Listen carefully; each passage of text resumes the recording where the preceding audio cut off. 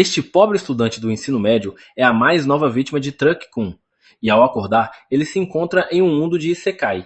O que ele ainda não sabe é que possui uma característica oculta que o torna imortal. A história começa em um mundo medieval, onde Ryo, o colegial, está deitado dentro de uma cabana vazia. Não há móveis ali, exceto por 2 livros e uma faca em cima da mesa. Ele se levanta, ignora os objetos e sai para respirar um pouco de ar fresco. Ao seu redor, tudo que vê são montanhas altas por todos os lados. Observa suas próprias mãos e recita o feitiço Água, apareça, fazendo com que uma pequena quantidade de água surja magicamente e respingue em sua palma. Tudo isso começou há alguns dias, quando Ryo se viu de repente num vazio branco. Enquanto tentava entender onde estava, um anjo apareceu, lendo seus pensamentos e assegurou que aquele lugar não era o pós-vida. O anjo se mostrou feliz por finalmente receber uma visita após tanto tempo, mas também triste ao informar que Ryo havia morrido em seu mundo original ao ser atropelado por Truck-kun. Ryo, já consciente de sua morte, rapidamente concluiu que seria reencarnado e perguntou ao anjo, a quem ele decidiu chamar de Miguel, o que deveria fazer em sua próxima vida. Miguel apenas o aconselhou a viver como quiser. Ryo, então, expressa seu desejo de ter uma vida lenta e entediante. Após receber a bênção de Miguel, ele se prepara para ser reencarnado no mundo mágico conhecido como Fi. Antes de deixá-lo partir, Miguel explica algumas coisas sobre esse novo mundo. Segundo ele, apenas 20% da população de Fi consegue usar magia. No caso de Ryo, ele também poderá usá-la, sendo mais compatível com o elemento água, justamente por ter pedido uma vida pacata. Miguel o transporta até a floresta de Rondo, onde ele viverá sozinho em uma pequena cabana. O anjo já havia preparado 2 meses de comida armazenados numa casa de gelo próxima. Dentro da cabana, Miguel deixou 2 livros, um sobre o mundo e outro sobre magia. Só depois de ler os livros é que Ryo aprende a invocar água do nada. Por ora, ele não precisa se preocupar com os monstros da floresta, pois Miguel ergueu uma barreira mágica ao redor da casa. Ryo pratica novamente a magia da água e consegue criar uma esfera líquida apenas com o pensamento, sem precisar recitar o feitiço, algo bastante conveniente para o protagonista. Com essa habilidade, enche a banheira com água fresca, embora tecnicamente a água tenha saído de dentro dele, o que parece um pouco nojento. A água está gelada, então ele precisa descobrir um jeito de aquecê-la. Tenta acender fogo usando a técnica mais primitiva e ineficiente que conhece, mas após várias tentativas frustradas, desiste e pensa em resolver isso com magia. Ele aplica os conhecimentos de química de sua vida anterior para separar hidrogênio do oxigênio, o que faz com que a água se cristalize e se transforme em gelo. Com esse gelo, ele consegue concentrar os raios solares como uma lente de aumento, e assim, finalmente gera fogo. Com isso, Ryo aquece a água e toma um longo e relaxante banho. Durante o banho, ele clareia seus pensamentos e percebe que poderia simplesmente gerar água quente usando magia, aplicando o processo inverso ao que utilizou para formar o gelo, mas isso fica para depois. Por enquanto, ele vai jantar. Enquanto come, se dá conta de que precisará caçar em breve, já que os estoques de comida acabarão. Porém, hesita, pois sabe que, ao sair na floresta, encontrará monstros que não poderá derrotar com a pequena faca deixada por Miguel. Isso significa que agora ele precisa aprender magias ofensivas. No dia seguinte, Ryo começa a trabalhar em seu primeiro feitiço de ataque, a Esfera de Água. No entanto, ela não causa nenhum dano à árvore que serve como alvo. Então, modifica o feitiço, estreitando a esfera até que fique com o tamanho de uma flecha. Após horas de prática, consegue desbloquear uma forma básica do feitiço Jato d'Água que, para ser justo, ainda assim não causa danos à árvore. No dia seguinte, decide aprimorar sua magia de gelo, já que a de água não mostrou eficácia em combate. Ele tenta criar um cristal de gelo com cuidado, mas não consegue levitá-lo, já que projetar gelo é bem mais difícil que manipular água. Mesmo assim, após várias horas de treino, Ryo finalmente consegue invocar diversos cristais ao mesmo tempo, mas ainda é incapaz de lançá-los como projéteis contra a árvore. Depois de vários dias de tentativa e erro, ele domina a habilidade de formar cristais de gelo instantaneamente, embora ainda sem força suficiente para usá-los ofensivamente. Ainda assim, como o tempo está se esgotando, Ryo decide improvisar, usa o cristal de gelo como ponta de lança e parte para a floresta. Perto da margem de um rio, encontra quartzo, o que o deixa aliviado, pois agora poderá gerar fogo mesmo que acabe com toda a sua mana. Ele segue para coletar algumas ervas medicinais, mas logo é atacado por um monstro chamado Javali Inferior, que o vê como uma presa fácil.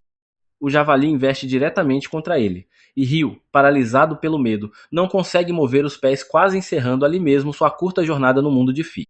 Mas, no último segundo, o pensamento de morrer novamente dá forças a Ryu para saltar e escapar. Dessa vez, ele usa a magia a seu favor, tornando o chão escorregadio ao transformá-lo em gelo, fazendo com que o javali derrape e perca o equilíbrio. Rapidamente, Ryu cria diversos espinhos de gelo diante do animal, que acaba sendo perfurado até a morte. O ditado "em tempos desesperados, medidas desesperadas" se aplica perfeitamente a ele, já que consegue lançar magia de água no calor do momento. Foi uma tentativa admirável, mas ele ainda está longe de ser realmente bom. De volta à cabana, ele pega o compêndio de monstros e começa a estudar. Não demora para descobrir que os javalis inferiores são os mais fracos de todos os monstros. Isso o faz repensar o que poderá encontrar lá fora, pois talvez sua vida pacata não seja tão pacata assim. Ele continua lendo o livro e chega à página sobre dragões.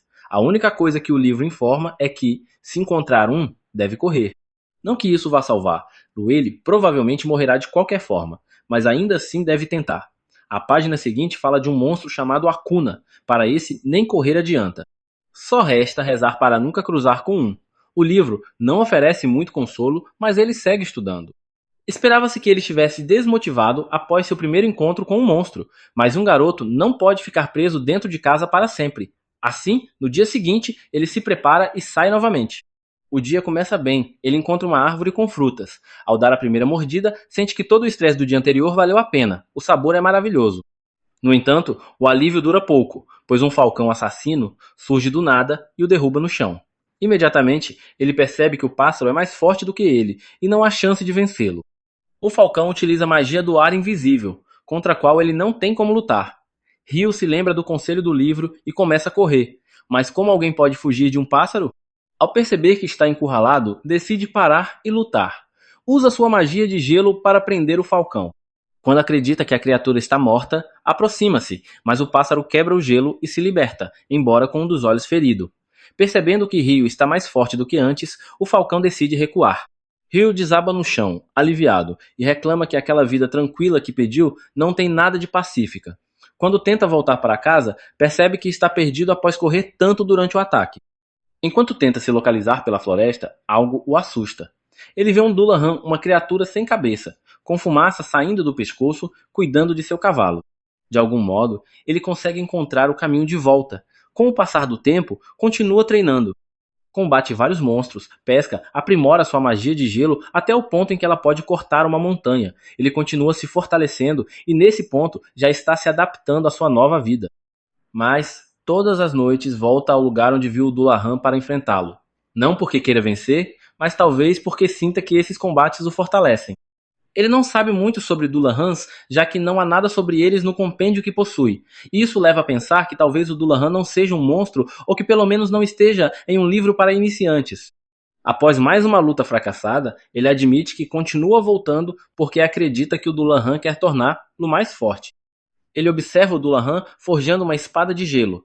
A criatura aponta a espada em sua direção e ele entende que aquilo é um presente. Aceita a arma e em seguida o Dullahan parte em paz. Os dias, ou talvez semanas seguintes, são tranquilos para Ryu, pelo menos até ele reencontrar o Falcão Vingativo. Em um dia aparentemente comum de treinamento, ele vê o pássaro diante de si. Percebe que está sem um olho e sabe na hora que é o mesmo falcão de antes. Contudo, agora a ave é negra, além de muito maior. Ela evoluiu. O falcão investe com tanta força que Ryu ergue uma parede de gelo com 5 camadas. Mas a criatura a destrói com facilidade. Ele então ergue uma parede com 10 camadas, que também é destruída.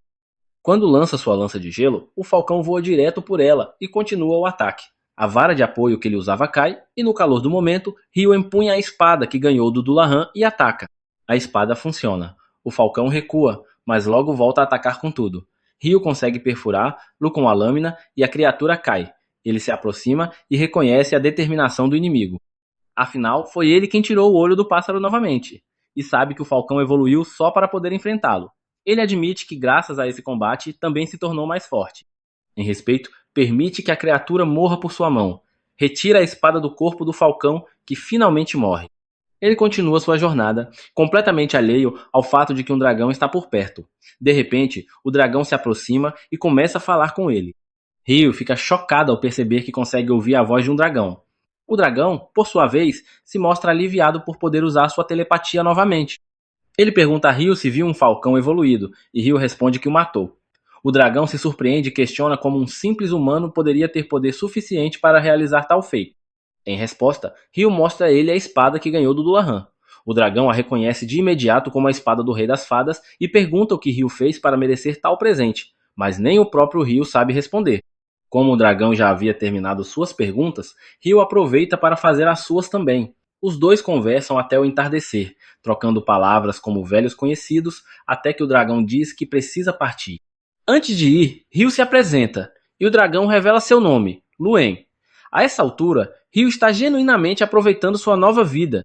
Está tudo indo tão bem que até o anjo responsável por sua reencarnação decide verificar novamente sua ficha espiritual. Ao fazer isso, percebe que deixou passar algo importante. Ryu possui uma habilidade oculta que ele não havia notado antes. Simplesmente porque a última alma que ele enviou para aquele mundo não possuía essa característica. Trata-se do poder da juventude eterna. Isso mesmo, Ryu não envelhecerá jamais. Mas o que ele fará com essa dádiva? E o que isso significará para sua existência dali em diante? Enquanto essas perguntas ficam no ar, à beira de um rio, um garoto estranho com cabelos vermelhos está deitado na areia. Quem será ele? Ao se aproximar do navio destruído, encontra um homem estendido perto da embarcação. Ao examinar ele, percebe que ele já está morto. No entanto, logo em seguida, ouve um gemido vindo de outro lugar e seus olhos se iluminam. É o primeiro ser humano que encontra desde que chegou a esse mundo. O homem se chama Abel e tem flashbacks do ataque de um monstro parecido com um polvo gigante durante uma tempestade, o que acabou fazendo com que ele caísse no mar. Quando abre os olhos, percebe que está na casa de Ryu. Ele entende que sobreviveu de alguma forma e imediatamente começa a procurar por outros sobreviventes. Ao sair da casa, fica ainda mais confuso, pois não faz ideia de onde está. Nesse momento, Ryu se aproxima por trás, e Abel se surpreende por não ter sentido ele chegando, mesmo sendo um guerreiro habilidoso. Ele também fica impressionado com o estilo de vestimenta de Ryu, mas prefere não comentar por educação. Abel se apresenta e agradece a Ryu por ter salvado sua vida. Ryu responde que só conseguiu salvar ele e que todos os outros já estavam mortos quando os encontrou. Abel diz que não se preocupe com os outros, pois eram contrabandistas, mas, antes que possa dar mais detalhes, seu estômago ronca. Ryu sugere que continuem a conversa durante uma refeição e o leva para dentro. Durante o almoço, Abel, um tanto curioso, não resiste e pergunta sobre as roupas de Ryu. Ele responde que não tem outras roupas e também não possui tecido para fazer novas. Abel sugere que ele compre algumas, mas logo para de falar, imaginando que Ryu talvez seja pobre demais para comprar roupas. Porém, Ryu o tranquiliza dizendo que ninguém vive naquela região além dele. Abel então pergunta se Ryu caça sua própria comida e ele confirma. Quando Abel pergunta se usa a faca para isso, Ryu mostra sua magia de água, dizendo que a utiliza para caçar. Abel fica impressionado, pois apenas metade da população do mundo consegue usar magia, e ele faz parte da outra metade que não pode. Isso surpreende Ryu, já que o anjo havia dito que apenas 20% da população é capaz de usar magia. Em seguida, Abel pede que Ryu o leve até a costa, pois precisa verificar algo. No caminho, ele diz que, se encontrar em perigo, quer ficar na linha de frente. Ryu responde que não é necessário, mas Abel insiste, afirmando que não quer ser o tipo de homem que precisa ser salvo o tempo todo. Ryu aceita e o deixa fazer como quiser. Eles chegam ao navio destruído, mas todos os corpos desapareceram. Abel supõe que os monstros ou o mar os levaram. Agradece novamente a Ryu por ter salvo ele, pois teria tido o mesmo destino. Em seguida, diz que não encontrou o que estava procurando, mas que agora deseja reencontrar seus amigos. No entanto, a tempestade arrastou o navio para o sul e ele não tem ideia de qual direção seguir. Então, tem uma ideia repentina e pergunta a Ryu se gostaria de acompanhar ele. Ryu fica surpreso com o convite, e Abel diz que poderia ajudar ele a encontrar o caminho de volta e, em troca, conseguiria um trabalho para ele na cidade que o permitiria viver em melhores condições. Ryu pensa sobre a proposta por um tempo e decide tornar-se o guia de Abel até a cidade.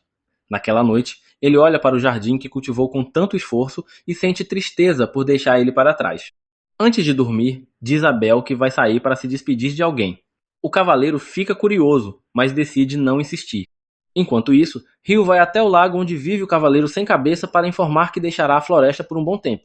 Agradece por ter lo ensinado a lutar e saca sua faca, dizendo que lutará com tudo naquela noite. O cavaleiro também saca sua espada e então Ryu avança com golpes intensos, empurrando-o para trás. Após uma longa e exaustiva batalha, Ryu fica completamente cansado e o cavaleiro retorna para o lago. Rio agradece mais uma vez e o cavaleiro permanece em silêncio. No entanto, quando chega ao seu lugar na água, ele se vira e invoca uma armadura mágica das profundezas como um presente de despedida. Rio fica emocionado com o gesto e agradece novamente antes de voltar para casa. Na manhã seguinte, Rio e Abel se preparam para partir em viagem, e Rio começa a se sentir nostálgico por deixar o lugar onde passou tanto tempo. Logo, encontra um javali selvagem na floresta, e Abel pede para cuidar dele. Ele avança com a espada em punho e usa uma habilidade de combate que transforma o animal em algo parecido com um donut.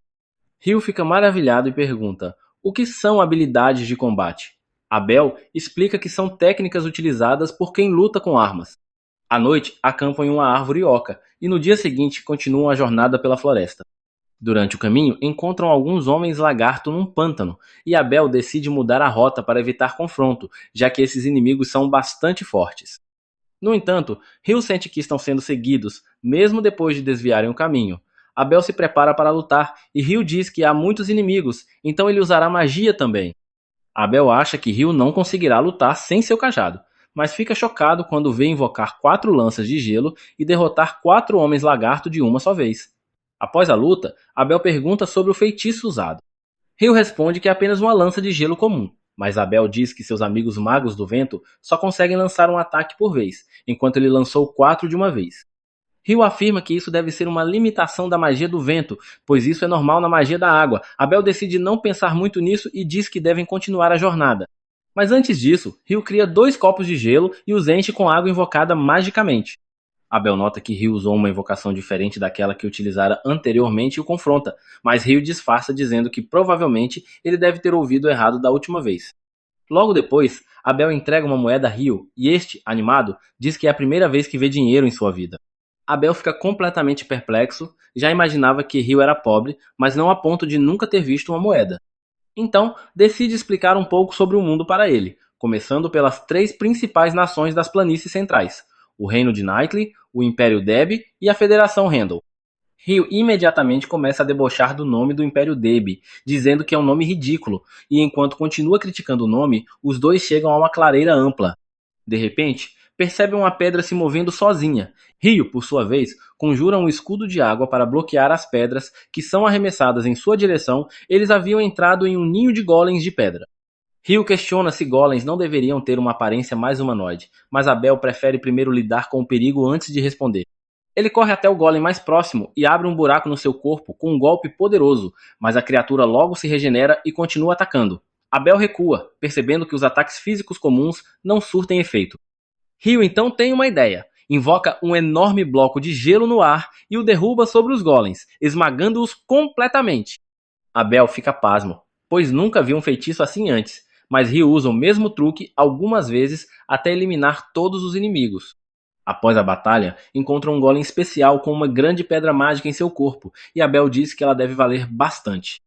Rio comenta que gostaria de extrair as pedras mágicas dos outros golems também, mas, como estão todos soterrados sob o gelo, ele não quer ter o trabalho de derreter tudo. Continuando a jornada, eles se deparam com uma criatura gigantesca, uma mistura de crocodilo e hipopótamo. Abel diz que é um behemoth, um monstro extremamente raro e poderoso que nunca viu em sua vida. Rio pergunta se devem caçar ele, mas Abel diz que isso seria impossível. Nesse momento, alguns wyverns surgem no céu, e Rio fica animado, pois espera presenciar uma batalha entre monstros. Logo, os wyverns começam a lançar pedras mágicas contra o Behemoth, mas este apenas ruge, anulando a magia e fazendo com que os wyverns caiam do céu. Rio comenta que provavelmente o Behemoth usou uma habilidade de anulação de magia. Mais tarde, durante o jantar, Abel pergunta a Rio mais detalhes sobre essa habilidade, pois ele só tinha ouvido falar de armadilhas mágicas em masmorras que podiam anular feitiços. Rio se empolga ao ouvir falar em masmorras, e Abel menciona que há uma na cidade de Lon, seu destino final. Rio fica irritado por não ter sido informado disso antes e pergunta se Abel está escondendo mais informações. Em resposta, Abel pergunta se ele pelo menos conhece anões e elfos, e Rio pede que lhe explique tudo. Dias depois, chegam a uma cordilheira, e Rio afirma que após cruzarem as montanhas, encontrarão uma vila humana. Abel pergunta como ele pode ter tanta certeza, e Rio pondera se deve contar que conheceu um dragão que lhe ensinou muito sobre o mundo. No fim, decide manter isso em segredo, dizendo que é um conhecimento além da compreensão humana. Pouco depois, ouvem um som estranho, e se preparam para lutar. Um monstro imenso, chamado Grifo, aparece voando no céu, e os dois entram em pânico. Abel começa a ter um ataque de ansiedade, mas Rio rapidamente resolve a situação jogando um pedaço de carne no ar. Abel o imita, e o Grifo engole os dois pedaços antes de voar para longe.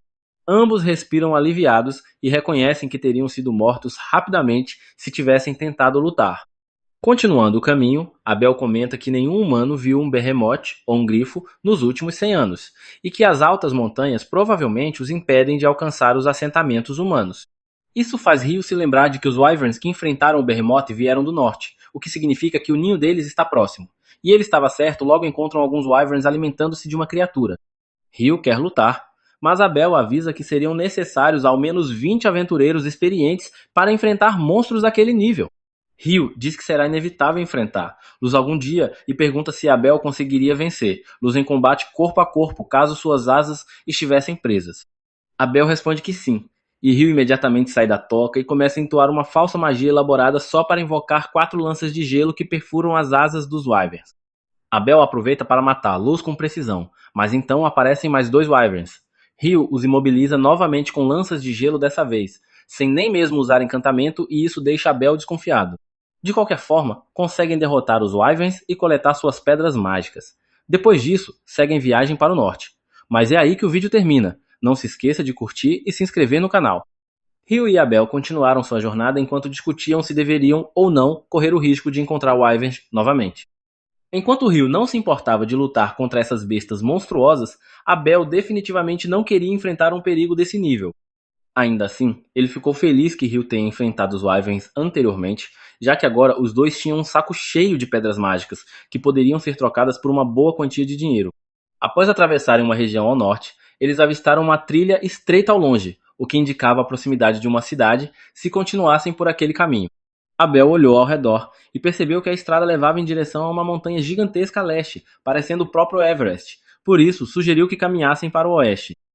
Apesar disso, Abel reconheceu as montanhas geladas ao leste, mas não compartilhou isso com Rio, apenas informou que seguindo por aquele caminho chegariam à cidade de Kiad. Rio se animou com a notícia e comentou o quanto estava desejando dormir em uma cama de verdade. Abel ficou surpreso ao perceber que Rio era do tipo que gostava de relaxar, já que sempre o imaginou como um homem das cavernas que só pensava em lutar contra monstros. De qualquer forma, ele começou a contar a Rio sobre o que ele deveria fazer ao chegar em Kiad, incluindo experimentar a culinária local, que segundo Abel era extremamente saborosa. Não demorou muito até que os dois amigos chegassem à cidade, e ao chegarem, entraram em um restaurante local para comer. Lá, Abel explicou para Rio como funcionavam as guildas de aventureiros e o aconselhou a se registrar, já que era muito forte. Segundo ele, a carteira da guilda também servia como um tipo de identidade, e com ela Rio poderia entrar em qualquer lugar do país sem pagar taxas. A ideia agradou Rio, especialmente porque, naquele dia, Abel teve que pagar uma moeda de prata aos guardas para que ele pudesse entrar. Abel ainda contou outra vantagem de se registrar na guilda: seria possível vender pedras mágicas e partes de monstros. No entanto, mencionou que para realmente aproveitar esse tipo de recurso, Rio precisaria ser um alquimista. Como um amante de química, Rio se interessou imediatamente por alquimia e começou a considerar seriamente se tornar um aventureiro. A garçonete serviu arroz com curry, e Rio ficou sinceramente surpreso ao descobrir que esse mundo também possuía pratos genéricos como os de sua vida anterior. Murmurou para si mesmo que em animes isekais genéricos, o protagonista geralmente sofre muito até conseguir recriar pratos do seu mundo de origem. E como o curry já existia no mundo de Fai, Rio considerou isso uma verdadeira bênção. Sem perder tempo, ele mergulhou na comida como um verdadeiro mukbanger, pedindo porções repetidas. Na manhã seguinte, ainda mencionava o quanto tinha amado o curry, deixando Abel curioso sobre o passado de Rio, achando que ele nunca tinha comido algo realmente decente. Já que Abel não havia mencionado nada sobre o curry da cidade, Rio brincou dizendo que talvez ele estivesse escondendo outros segredos suculentos, o que pegou Abel de surpresa, talvez indicando que ele realmente escondia algo. Eles retomaram a jornada, atravessando pradarias e campos cultivados, até finalmente alcançarem a cidade de Lon. Ao se aproximarem do portão de entrada, o guarda local reconheceu Abel e ficou chocado em ver ele, pois havia notícias de que ele estava desaparecido. Sem tempo para longas explicações, Abel apenas disse ao guarda que o homem que o acompanhava havia salvado sua vida. O guarda agradeceu a Rio com entusiasmo e apertou sua mão calorosamente. Como Rio ainda não era um aventureiro registrado, ele precisou pagar a taxa de entrada. Mais uma vez, Abel pagou uma moeda de prata em seu lugar. O guarda então deu as boas-vindas de volta a Abel e perguntou o que ele pretendia fazer a seguir. Enquanto observava a conversa, Rio percebeu que Abel devia ser bem famoso e querido na cidade. Em seguida, os dois seguiram para a guilda de aventureiros. Durante o caminho, Abel explicou que normalmente, ao se registrar, um aventureiro começava no rank F. No entanto, como ele era um veterano, poderia servir como referência para Rio, permitindo que ele começasse já no rank E ou até D. As regras de classificação seguiam a lógica comum: quanto maior o rank, mais difíceis seriam as missões disponíveis. Apesar disso, Abel achava que Rio nem precisaria aceitar missões, já que ficaria rico apenas vendendo todas as pedras mágicas que tinham. A quantidade era tão grande que, se vendessem tudo de uma vez, poderiam até colapsar o mercado. Por isso, Abel queria consultar o mestre da guilda antes de tomar qualquer decisão. Assim que entraram na guilda, todos ficaram chocados e emocionados ao ver que Abel estava vivo e bem. Diversas pessoas se aglomeraram ao seu redor, e Rio sorriu ao perceber que havia feito amizade com alguém tão popular. Ele preferiu sair para não atrapalhar e decidiu dar uma volta pela cidade. Durante o passeio, encontrou uma garota elfa que demonstrou interesse por sua roupa, identificando-a como pertencente ao Rei das Fadas. Rio ficou confuso, pois não fazia ideia de quem era esse tal rei. Infelizmente, a elfa afirmou estar com pressa e partiu rapidamente, dizendo esperar reencontrar ele em breve. Abel apareceu logo depois, procurando por Rio e o levou de volta para dentro da guilda, apresentando-o a todos como o homem que salvou sua vida. Abel o empurrou para frente, e em pouco tempo, todos se mostraram felizes e gratos a Rio por sua coragem.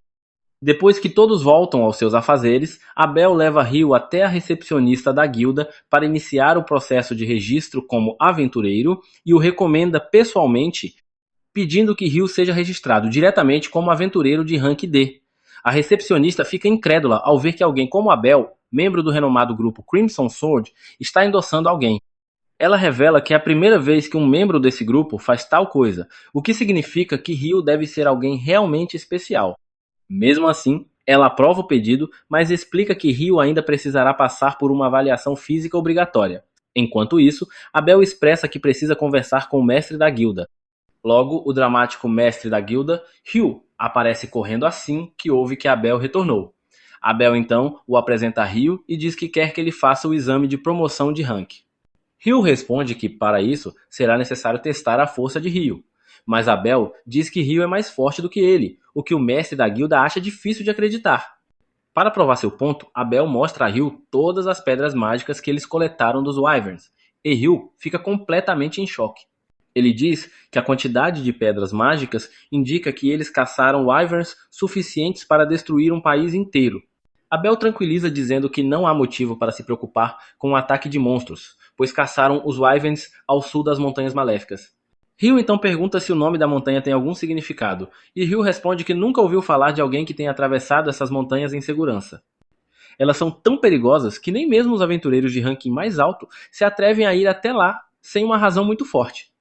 Rio fica pasmo ao saber que Rio e Abel foram os primeiros a realizar esse feito, e imediatamente concordam em aumentar o rank de Rio sem a necessidade de exame. Nesse momento, o grupo de Abel invade a sala, visivelmente emocionado por rever seu companheiro, acreditando que nunca mais o veriam. O mestre da guilda decide deixá-los à vontade para se atualizarem, enquanto leva Rio para fora a fim de fazer seu registro.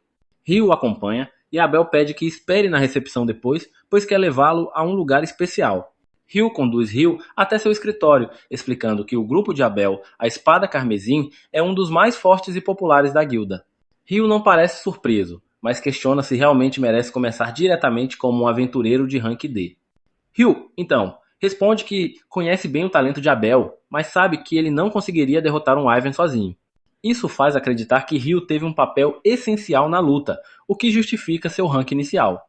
Logo em seguida, a recepcionista chega ao escritório com o equipamento necessário para registrar formalmente Rio como aventureiro, e Rio deixa essa parte com ela, pois está sobrecarregado com papelada.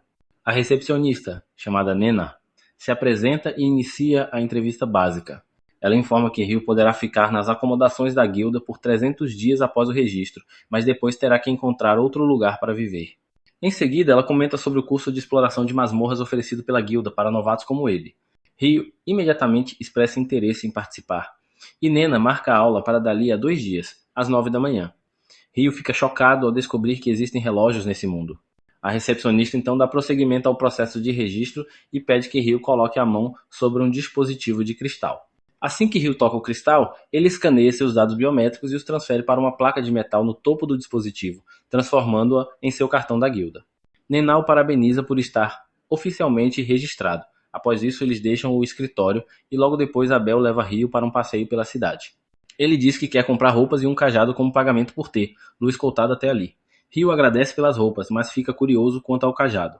Abel explica que todos os magos precisam de um, mas Rio responde que consegue usar a magia perfeitamente sem ferramentas. Além disso, ele também luta com espada no corpo a corpo, então um cajado não seria útil para ele. Abel fica surpreso, ainda mais quando Rio revela que a pequena faca que carrega é na verdade sua espada. Apesar disso, Rio diz que há algo mais urgente do que roupas ou um cajado, informações básicas sobre o funcionamento do mundo. Em pouco tempo, ele descobre que as horas, dias, semanas e meses seguem o mesmo padrão da Terra e que até o sistema métrico é utilizado. Isso convence de que alguém da Terra veio para esse mundo há muito tempo e modificou a cultura local, explicando as muitas semelhanças com seu mundo de origem. Então Abel retorna da loja após pagar pelas coisas que compraram e diz que o verdadeiro evento do dia ainda está por vir. Ele leva Rio até uma enorme estalagem onde todos os amigos da guilda estão reunidos para comemorar seu retorno seguro. Eles festejam durante a noite toda e na manhã seguinte, Nena precisa buscar Rio para mostrar onde ele ficará hospedado. Ela o conduz até um quarto onde 2 aventureiros novatos já estão instalados. O rapaz de cabelos castanhos se apresenta como Nils e o loiro como Ido. Eles dão as boas-vindas a Rio e, assim que Nena sai, Nils começa a falar o quanto gosta dela. Ido repreende, dizendo para ele parar de sonhar com mulheres fora de seu alcance. Em seguida, ele começa a conversar com Rio sobre a vida nas acomodações da guilda. De repente, Nena retorna ao quarto com mais um aventureiro recém-registrado, que se apresenta timidamente como Amon. E assim, os 4 rapazes rapidamente começam a criar laços de amizade. Alguns dias depois, Rio e Amon terminam seu curso intensivo de exploração de masmorras para novatos, e o instrutor avisa que à tarde eles entrarão no primeiro nível de uma masmorra. Amon está visivelmente tenso com a ideia, mas Rio tenta acalmar ele, dizendo que se ele se deixar levar pelo nervosismo agora, estará exausto quando realmente precisarem de energia. O instrutor então pergunta se alguém tem dúvidas, e Rio levanta uma questão sobre a possibilidade de viajar instantaneamente para os andares já conquistados. O instrutor fica impressionado, pois apenas aventureiros experientes sabem disso. Ele explica que algumas masmorras no sul possuem esse recurso de viagem instantânea entre pontos de controle, mas que a masmorra de Lon não oferece tal vantagem. Em seguida, o instrutor conduz todos os alunos até a masmorra, que fica no centro da cidade. Ele explica que a cidade foi construída ao redor da masmorra e que a cada alguns anos a população de monstros aumenta repentinamente, chegando às vezes à superfície. As muralhas ao redor da masmorra servem para proteger os civis desses ataques, mas ele tranquiliza os novatos, dizendo que no momento não há risco de uma onda massiva de monstros. Logo, o grupo chega ao primeiro andar da masmorra, que é uma zona segura, sem monstros. O instrutor libera os alunos para explorarem o andar, mas alerta que devem permanecer próximos da entrada. Rio e Amon formam uma dupla, e logo Rio sente a aproximação de um monstro. Ele diz para Amon atacar enquanto o segura, e o garoto nervoso saca sua espada. Poucos momentos depois, uma formiga monstruosa aparece, e Rio a identifica de imediato como uma formiga soldado, algo que leu em um livro. Ele orienta Amon a atacar o pescoço da criatura, enquanto ele a imobiliza com lanças de gelo. Rio prende completamente o monstro ao chão, e Amon consegue decapitar ele com facilidade, realizando sua primeira eliminação. Eufórico, ele comemora, e Rio coleta a pedra mágica da formiga como troféu de sua primeira caçada bem-sucedida. Mais tarde, eles jantam com seus colegas de quarto, que querem comemorar a primeira incursão na masmorra e ficam impressionados por terem derrotado uma formiga soldado. Amon admite que só deu o golpe final e que Rio foi quem realmente conteve o monstro. Em seguida, ele diz que quer voltar à masmorra no dia seguinte, mas teme ir sozinho. Rio se oferece para acompanhar ele, dizendo que também está interessado em investigar mais, especialmente porque achou estranho encontrar um monstro no primeiro andar, quando o instrutor garantiu que não haveria nenhum. Ido comenta que também ouviu rumores sobre formiga e soldado aparecendo nos andares superiores ultimamente, o que deixa os garotos intrigados com a causa disso. Nesse momento, Abel aparece e explica que essas formigas conseguem cavar até os andares superiores. Os garotos ficam em choque por verem de perto o aventureiro mais famoso da cidade. Rio, como sempre, permanece direto com seu amigo e Abel pede aos garotos que cuidem dele, já que não possui muito bom senso. De repente, Mills se levanta em posição de respeito e se apresenta a Abel, dizendo que ele é seu ídolo e que um dia quer ser um aventureiro famoso como ele. Ele pede para apertar sua mão e Abel aceita, aconselhando-o a se esforçar, mas sempre priorizando a própria sobrevivência. Rio então pergunta o que Abel está fazendo ali tão tarde, e ele responde que acabou de voltar de uma missão. Nesse instante, seu grupo aparece e as garotas estão furiosas por ele ter vindo ali antes de reportar ao mestre da guilda. Ele diz que apenas estava ajudando alguns novatos que precisavam de orientação, mas Lin, com desprezo, manda Owen, o filho perdido de Shek, carregar ele embora. O grandalhão joga Abel nas costas enquanto ele grita feito uma criança. Lin então começa a encarar Rio com olhos invejosos, o que o deixa desconfortável, e ele pergunta o que ela quer. Mas a sacerdotisa Leia intervém, mandando Lin parar com isso, e pede desculpas a Rio pelo transtorno. Quando se afastam, Ido e Nils começam a agir como fãs, comentando sobre o grupo, mas Rio não entende o que eles acham tão impressionante naquele bando de idiotas. Enquanto isso, Ria diz a Lin que não foi legal ficar encarando Rio, mas ela responde que só estava curiosa, pois Abel sempre fala muito sobre as habilidades mágicas dele. Ria admite que também está curiosa, mas Abel garante que logo todos verão do que Rio realmente é capaz. No dia seguinte, Rio e Amon retornam à masmorra e dessa vez enfrentam alguns cães monstruosos. Enquanto Rio os mantém imobilizados com lanças de gelo, Amon mostra ser um espadachim razoável e consegue derrotar alguns deles. Durante a pausa após o combate, Rio comenta que o estilo de luta com espada de Amon o lembra Abel. Amon explica que foi treinado por um velho chamado Kiro, que havia aprendido a lutar numa grande escola da capital. Rio supõe que Abel também tenha aprendido naquela mesma escola e enxerga um grande potencial em Amon para se tornar ainda mais forte. Amon fica impressionado com o conhecimento de Rio sobre combate com espadas, mesmo ele sendo um mago. Rio revela que teve um mentor, mas desenvolveu seu próprio estilo de espada. Ele comenta que o estilo de Amon é exaustivo, porém seguro, e que ele só precisa melhorar sua resistência. Conta também que Abel costumava praticar sua forma de espada logo ao acordar durante as viagens, demonstrando que até os mais talentosos precisam se esforçar. Amon se sente motivado com isso e decide treinar mais para se tornar mais forte, o que deixa Rio satisfeito. No dia seguinte, Rio visita a biblioteca da cidade e se surpreende com o tamanho do lugar. Ele pede à bibliotecária que o leve até a seção de alquimia, e ela o conduz até a parte destinada aos iniciantes. No entanto, há tantas opções que ele fica sobrecarregado e decide dar uma pausa lá fora. De repente, a cidade escurece devido a um eclipse solar total, e Rio observa o fenômeno diretamente, sem proteção nos olhos, como seu tio que acabou cego. Um segundo depois, ele percebe que algo está errado. Todas as pessoas ao redor desapareceram, e até a atmosfera está diferente. De repente, sente um ataque vindo por trás e reage a tempo, bloqueando uma poderosa rajada de fogo com uma parede de gelo. Ele tenta entender quem o atacou e vê uma demônia se aproximando com um andar ameaçador, como se tivesse acabado de sair de GTA IV. Ela parece se divertir ao ver um humano em seu espaço e decide se entreter derrotando-o. Rio entende que está diante de um demônio e tem certeza de que essa é a criatura mais poderosa que já viu nesse mundo. Ele pensa em fugir, mas sente que, não importa o que tente, não conseguirá escapar daquele espaço estranho, então decide lutar. Ele imediatamente invoca dezenas de escudos de gelo antes que a demônia ataque, bloqueando sua tempestade de fogo. A inimiga muda de tática abruptamente e dispara um projétil invisível de vento que perfura os escudos, mas é detido pela armadura de Rio. A demônia se surpreende com o fato de uma armadura humana conseguir bloquear seu ataque, até perceber que ele está vestindo o manto do Rei das Fadas. Isso a faz entender que ele é um mago poderoso, digno de respeito, então decide usar sua espada ao invés de magia. Rio também saca sua espada de gelo e bloqueia o golpe. Ele mantém uma postura defensiva enquanto a demônia o pressiona, movendo-se com muito mais velocidade do que ele consegue acompanhar. Por pouco ele desvia de um golpe fatal no rosto. Então, decide contra-atacar, disparando centenas de lanças de gelo, mas a demônia desvia de todas, distraída e sem perceber que o eclipse está prestes a terminar. Rio percebe que ela está usando magia de vento para aumentar sua velocidade e, no momento em que ela salta para aplicar o golpe final, ele consegue bloquear com facilidade.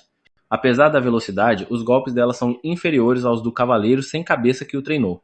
A demônia fica surpresa com a habilidade dele e pergunta quem ele é, já que possui tanto o manto quanto a espada do Rei das Fadas. Ela cria uma bola de fogo para atacar ele, mas Ryo a cancela imediatamente com uma lança de gelo. Irritada, ela decide matar ele de vez, percebendo que ele pode se tornar um problema se a luta se prolongar. Ela parte para ataques mais ferozes, mas Ryo se defende com confiança. Em certo momento, ele encontra uma brecha e contra-ataca, fazendo com que a demônia perca o equilíbrio. Era o momento que Ryo esperava. Ele lança uma nova rajada de lanças de gelo. A demônia cria uma parede de fogo para se proteger, mas quando a intensidade dos ataques aumenta, ela ergue muralhas de pedra ao seu redor. Ryo muda a estratégia, utilizando jatos de água de alta pressão para atravessar a pedra e ferir a demônia. Ela se surpreende ao perceber que os ataques causaram danos, mas felizmente para ela, Ryo estava atacando às cegas por causa da fumaça. Decidido a encerrar a luta, ele avança para dar o golpe final, mas a demônia salta em sua direção e bloqueia o ataque. No confronto aéreo, Ryo percebe que os ferimentos dela estão se curando rapidamente. Essa distração permite que ela o arremesse contra um prédio. Quando ela está prestes a lançar um ataque final, nota gotas d'água caindo do céu. Intrigada, ela sente uma das gotas em seu rosto e grita de dor ao descobrir que a água está mais quente do que o ponto de ebulição. Desesperada, cobre-se com uma esfera de pedra para se proteger da chuva fervente, enquanto Ryo desce novamente ao campo de batalha. De repente, a mulher demônio libera uma poderosa magia de chamas, explodindo tudo ao seu redor. Ela caminha em direção a Ryo de forma ameaçadora, mas, nesse momento, o eclipse está quase no fim e sua espada começa a se desintegrar assim que a luz do sol a toca. A demonista comenta que não poderão terminar a luta dessa vez, e Ryo responde, irritado, dizendo para ela desaparecer logo. Leonor não se incomoda com o tom grosseiro dele e se apresenta, perguntando o nome de Ryo. Ele revela seu nome, mesmo deixando claro que não quer saber nada sobre uma demônia. Leonor fica surpresa ao perceber que ele já conhece os demônios e se arrepende de ter se divertido na luta ao invés de ter eliminado de vez. Ela então afirma que eles ainda lutarão novamente no futuro, mas que é possível que outro demônio o encontre antes disso. Diz a ele para não morrer por ninguém, pois da próxima vez ela será muito mais forte e terminará o trabalho com as próprias mãos. Ryo fica chocado com a declaração, mas logo o eclipse termina e tudo volta ao normal, sem deixar vestígios do combate que acabara de acontecer. Sentindo-se estranho e perturbado, Ryo decide comprar alguns livros e depois descansar. Ele vai primeiro ao banco para sacar o dinheiro que conseguiu vendendo as pedras mágicas do Ivan e depois passa no dormitório para ver os amigos. Ao notar que eles não estão no quarto, se prepara para sair, mas acaba encontrando-os sendo intimidados por outros aventureiros. Mills e Ido acusam Ryo de covarde por ter atacado os valentões enquanto estavam feridos, mas o líder do grupo, Dan, rebate dizendo que monstros fazem emboscadas do mesmo jeito na masmorra e que eles morrerão se não aprenderem a lidar com isso. Subitamente, os capangas de Dan são nocauteados, porque Ryo os atacou por trás. Ele então concorda com Dan, dizendo que ele está certo, mas que deveria ouvir os próprios conselhos de vez em quando. Em seguida, pergunta se Dan está pronto para correr agora que seus amigos caíram. Dan tenta acertar ele com um soco, mas Ryo desvia facilmente e acerta o estômago do rapaz com o cabo da espada, fazendo-o vomitar o café da manhã. Depois disso, Ryo vai curar os amigos, dizendo que eles precisam melhorar a resistência para que nenhum idiota consiga pegar, nos desprevenidos de novo. Mas antes disso, recomenda que todos descansem e se recuperem. Eles seguem para o banho público, onde o sacerdote Ido cura o ferimento que Ryo recebeu da bala de vento.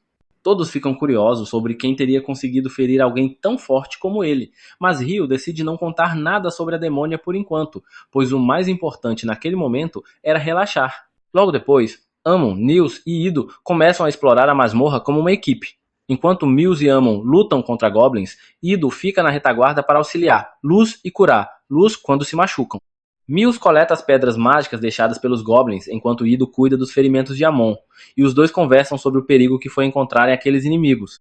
Mills sugere que recuem, pois seguir adiante seria arriscado demais, especialmente porque não deveriam ter encontrado arqueiros goblins já no quarto andar da masmorra. Ido concorda com ele, mas Amon insiste que quer caçar mais monstros para ganhar dinheiro. No entanto, Nils se lembra do conselho de Abel, que os advertiu a nunca arriscarem suas vidas por coisas menos importantes.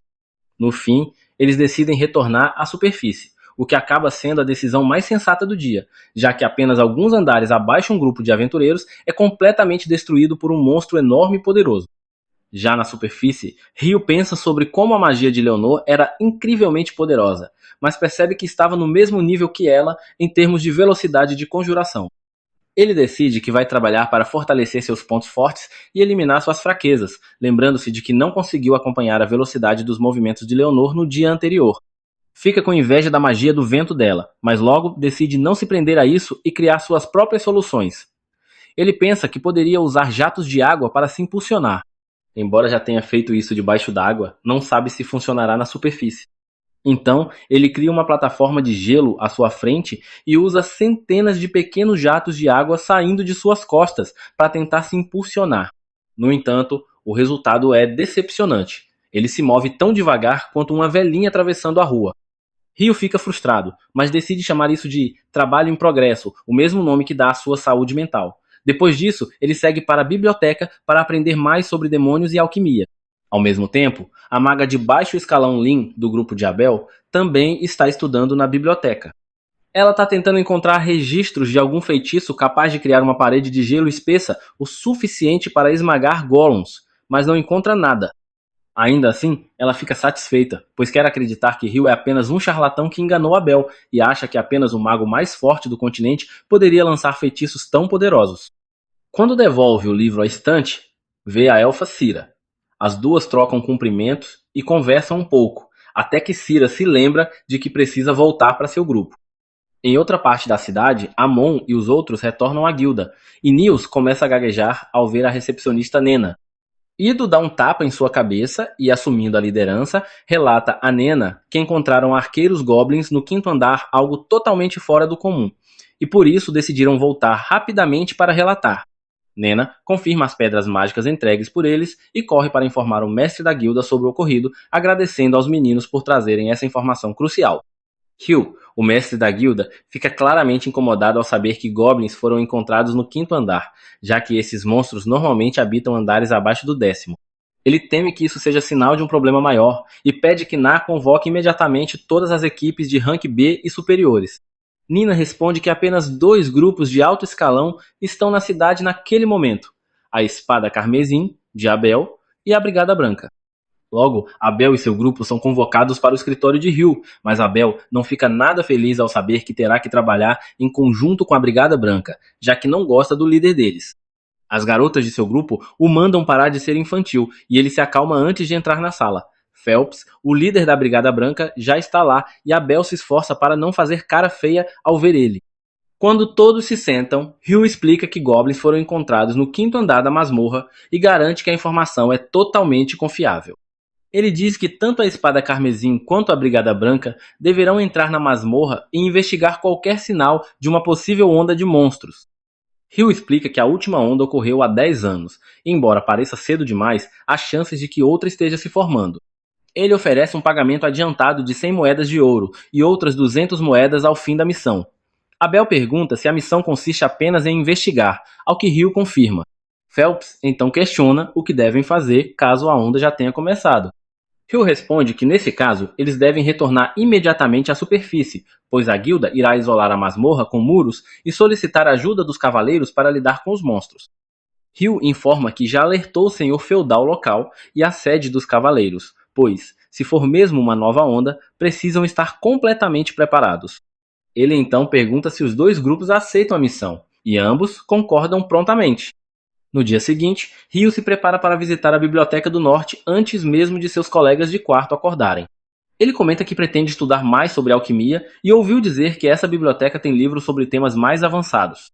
Ido confirma que ouviu o mesmo e diz que aventureiros de rank D ou superior têm acesso àquela biblioteca. Amon acrescenta que circulam boatos sobre livros proibidos estarem guardados lá também.